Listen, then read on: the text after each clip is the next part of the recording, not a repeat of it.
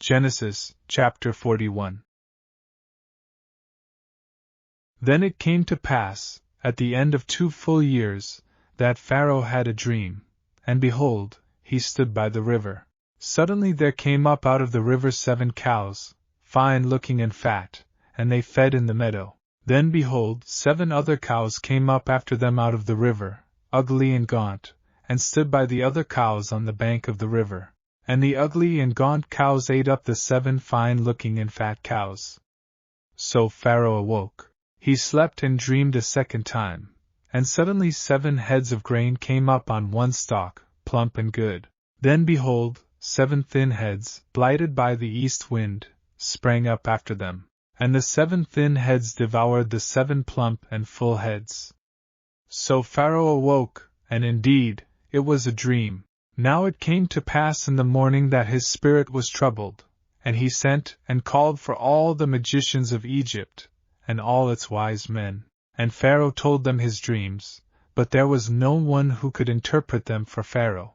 Then the chief butler spoke to Pharaoh, saying, I remember my faults this day, when Pharaoh was angry with his servants, and put me in custody in the house of the captain of the guard, both me and the chief baker. We each had a dream in one night, he and I. Each of us dreamed according to the interpretation of his own dream. Now there was a young Hebrew man with us there, a servant of the captain of the guard, and we told him, and he interpreted our dreams for us. To each man he interpreted according to his own dream. And it came to pass, just as he interpreted for us, so it happened. He restored me to my office, and he hanged him. Then Pharaoh sent and called Joseph, and they brought him quickly out of the dungeon. And he shaved, changed his clothing, and came to Pharaoh. And Pharaoh said to Joseph, I have had a dream, and there is no one who can interpret it. But I have heard it said of you that you can understand a dream, to interpret it. So Joseph answered Pharaoh, saying, It is not in me. God will give Pharaoh an answer of peace. Then Pharaoh said to Joseph, Behold, in my dream I stood on the bank of the river. Suddenly 7 cows came up out of the river, fine-looking and fat, and they fed in the meadow. Then behold, 7 other cows came up after them, poor and very ugly and gaunt, such ugliness as I have never seen in all the land of Egypt. And the gaunt and ugly cows ate up the first 7, the fat cows. When they had eaten them up, no one would have known that they had eaten them, for they were just as ugly as at the beginning. So I awoke. Also I saw in my dream, and suddenly 7 heads came up on one stalk, full and good. Then behold, 7 heads, withered, thin, and blighted by the east wind, sprang up after them, and the thin heads devoured the 7 good heads. So I told this to the magicians, but there was no one who could explain it to me. Then Joseph said to Pharaoh, The dreams of Pharaoh are one. God has shown Pharaoh what he is about to do. The 7 good cows are 7 years, and the 7 good heads are 7 years. The dreams are one. And the 7 thin and ugly cows which came up after them are 7 years. And the 7 empty heads blighted by the east wind are 7 years of famine. This is the thing which I have spoken to Pharaoh. God has shown Pharaoh what he is about to do. Indeed, 7 years of great plenty will come throughout all the land of Egypt. But after them 7 years of famine will arise, and all the plenty will be forgotten in the land of Egypt, and the famine will deplete the land. So the plenty will not be known in the land because of the famine following, for it will be very severe. And the dream was repeated to Pharaoh twice because the thing is established by God, and God will shortly bring it to pass. Now therefore, let Pharaoh select a discerning and wise man, and set him over the land of Egypt. Let Pharaoh do this, and let him appoint officers over the land, to collect 1/5 of the produce of the land of Egypt in the 7 plentiful years. And let them gather all the food of those good years that are coming, and store up grain under the authority of Pharaoh, and let them keep food in the cities.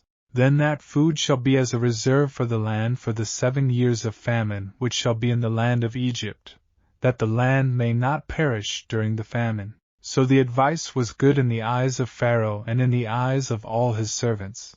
And Pharaoh said to his servants, Can we find such a one as this, a man in whom is the Spirit of God? Then Pharaoh said to Joseph, Inasmuch as God has shown you all this, there is no one as discerning and wise as you. You shall be over my house, and all my people shall be ruled according to your word. Only in regard to the throne will I be greater than you.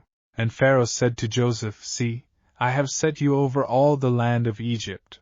Then Pharaoh took his signet ring off his hand and put it on Joseph's hand, and he clothed him in garments of fine linen, and put a gold chain around his neck. And he had him ride in the second chariot which he had. And they cried out before him, Bow the knee. So he set him over all the land of Egypt.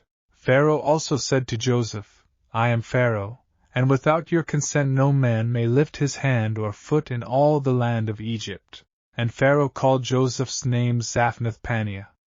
And he gave him as a wife Asenath, the daughter of Potiphar, a priest of On. So Joseph went out over all the land of Egypt. Joseph was 30 years old when he stood before Pharaoh king of Egypt. And Joseph went out from the presence of Pharaoh, and went throughout all the land of Egypt. Now in the 7 plentiful years the ground brought forth abundantly. So he gathered up all the food of the 7 years which were in the land of Egypt, and laid up the food in the cities. He laid up in every city the food of the fields which surrounded them. Joseph gathered very much grain, as the sand of the sea, until he stopped counting, for it was immeasurable.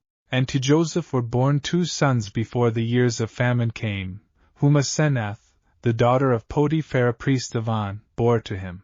Joseph called the name of the firstborn Manasseh, for God has made me forget all my toil and all my father's house. And the name of the second he called Ephraim, for God has caused me to be fruitful in the land of my affliction.